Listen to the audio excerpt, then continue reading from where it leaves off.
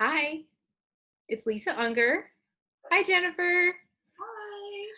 Um, I'm Lisa Unger, and I am the New York Times bestselling author of 17 going on 18 novels of psychological suspense.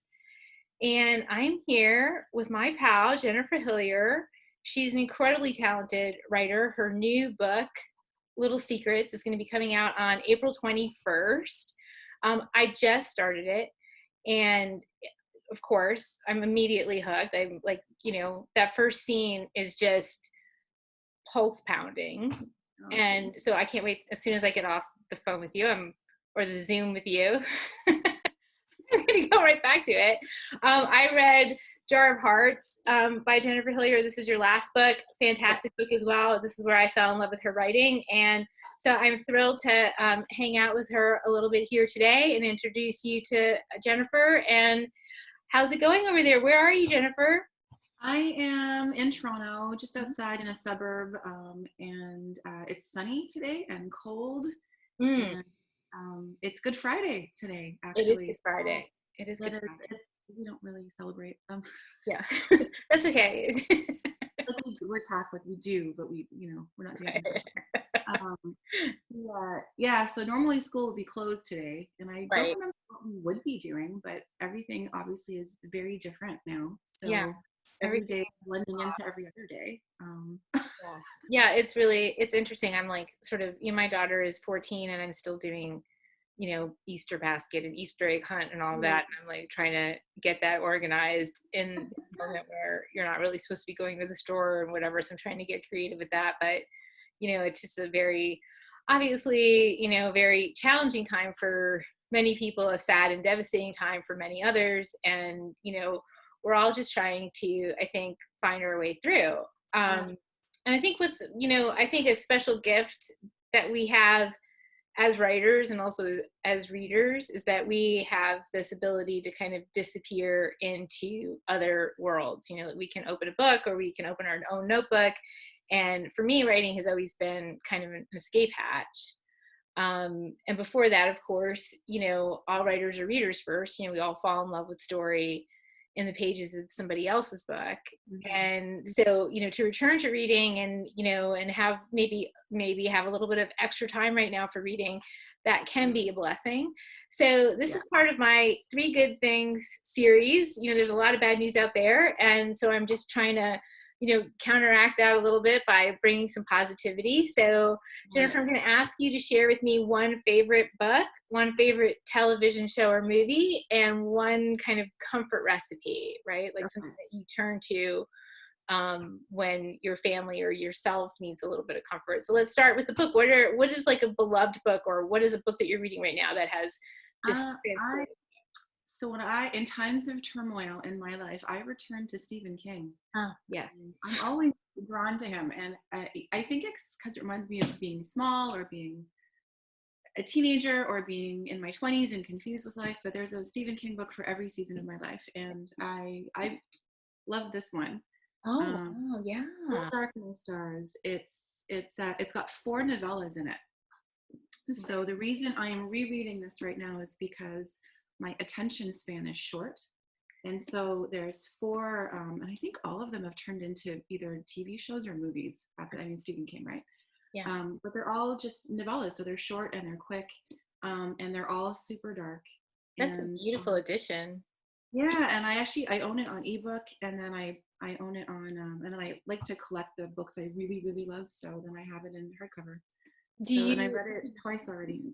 do you read do you read primarily like physical book or ebook, or is it kind of a blend for you? It's a blend. It was gravitating more towards ebooks lately, just because I like to read in bed in the dark, and the paperweight is so great for that. But Yeah. then I bought this light on Amazon Oh that yeah. you clip to the top of the book, and then it curls over the page a little bit, and you can Oh move yeah. it.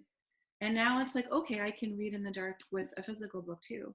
I still prefer this, but actually hardcovers are heavy, right? Yeah, they are. So Maybe you could yeah, use them to work out during your home yeah, workout. they're kind of Right. heavy. And my favorite like physical way to read would be a trade paperback, because Oh then it's yeah. heavy. I love the floppy trade They're paperback. copy, I and then but know. they're not heavy, and then the font is bigger because now I'm getting old and my eyes are like Yeah, I wish going. do this video without my glasses, but I frankly cannot. So I wouldn't even be able to see you. That's wonderful. Yeah, Stephen King is a sort of a lifelong favorite of mine as Yeah. well. And I started reading his books at an inappropriately early Do you age. remember the very first Stephen King book that you read? Yeah, I do. Firestarter. Yeah. Way too young to read that book. I think I was maybe 12. I was a, this is Yeah, a I really, mine Pet Cemetery. what's that? Pet Cemetery. Oh yeah, Pet It's, Sematary. Yeah. it had like the paperback, which was my mom's book, had a cat on the cover, and I thought, okay, Oh, book yeah. about a cat. Like, never mind the cemetery in the background, but I'm gonna read Right. this. Never mind. What a And I cute undead kitty. was 11, and it scared the crap out of me. Yeah. Um, Yeah. Very appropriate for Cujo 11. is another one. That's another early one that I read, Cujo, which I still have like a tenderness in my heart for poor Cujo, who really wanted to be a good dog. You know, it wasn't his fault.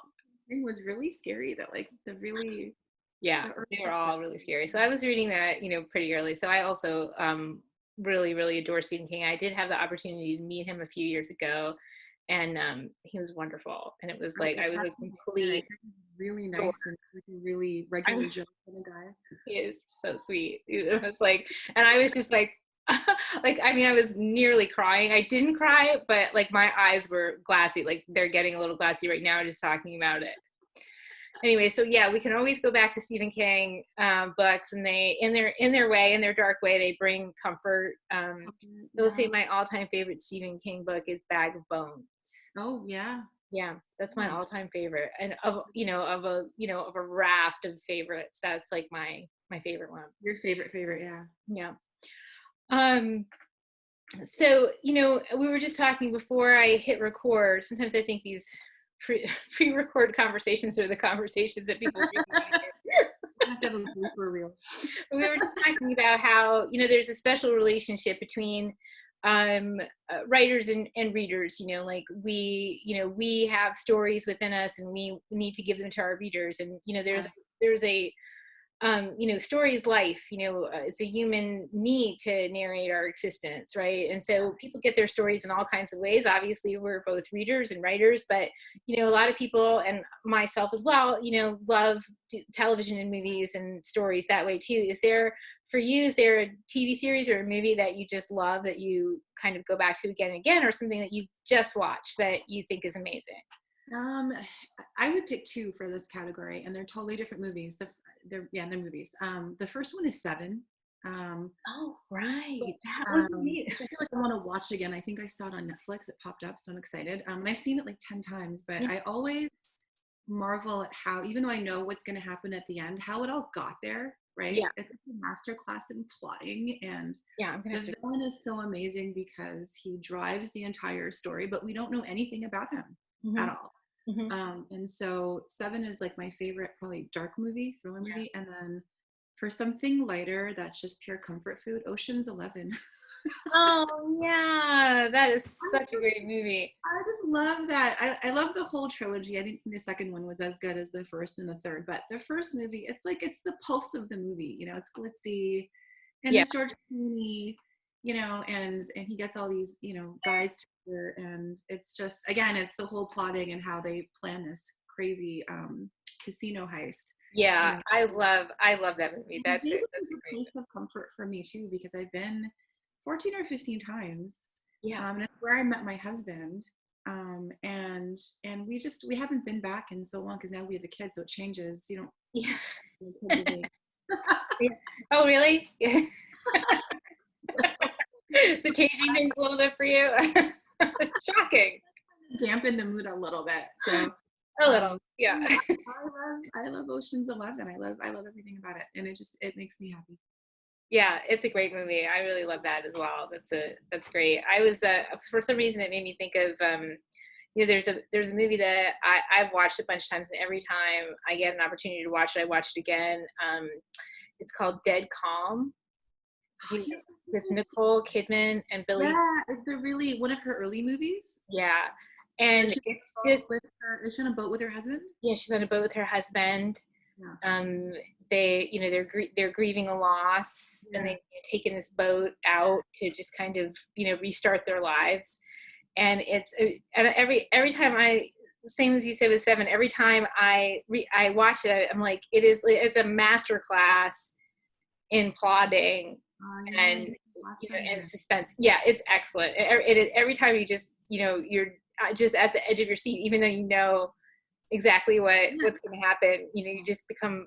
I become re-involved with it every time I watch it. So Yeah. it's Oh, yeah, cool. definitely. If you haven't seen it, it's a I definite have must-watch. seen it, but I haven't seen it since I became a writer, like a Oh published. yeah. I'm wondering if I would see it differently now. I'm sure I would pay attention to different things now. Oh, definitely. Yeah, for As sure. well. Yeah. So yeah, no, totally gonna put that on my list. Yes. So we take a lot of comfort in these things, right? Our stories, and we kind of use them to navigate difficult days. And, I don't know for you, but nighttime for me is usually the worst. It's when I do most of my worrying. It's Oh like I get busy addict myself all day. And no. then when I start to wind down at night, that's when, I start to kind of worry about things. I know it's a lot of chatter in here at A night. lot. Yeah, a Yeah. lot of chatter, especially right now. And but one thing that I do a lot, like we both, my husband and I, and also now my daughter a little bit, we're all cooks. We love to cook. So we have a couple of things that we sort of turn to, as comfort food, things that we cook. Like I usually like I come from a big Italian family, so I usually return to Italian food and like a homemade marinara or whatever. Yeah. And then my husband is like, he's like the shepherd's pie guy. Like he makes, it's like No. whenever there's like a need for like a lot of carbs, like that's the go. That's the go-to. So I was just wondering, do you have anything like that? Do you have like a comfort recipe, or like something that you just turn to because it's great and easy and you can just do it in your. Yeah, no, I actually made it yesterday. Because so I'm a big nighttime snacker, which I'm convinced if I didn't snack at night, I would have a whole different life. Because I think I consume all of my calories Less after dinner. than. Like after dinner, when I'm watching TV, I want something to snack on, and Right. so I'm like, you know what, I'm gonna make guacamole, and Uh, it's my favorite thing to snack on. And and it lasts a while. Like we make a big, well, I make it. It's a big, bowl of it, and we will eat it until it's gone. yeah. Um, Good. And that's probably why your hair is so like beautiful and shiny.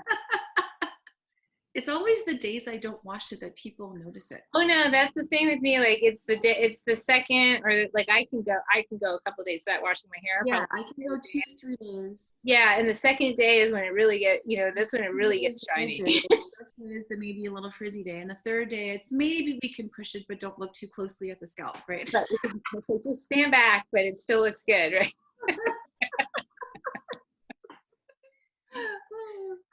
Oh, so that's like I love guacamole too. So that's like that's your It's been comfort. a while because I don't know, like when I was growing up, we didn't have like avocado as part of our diet. Like we didn't eat avocado, and it was something I discovered when I moved to Seattle.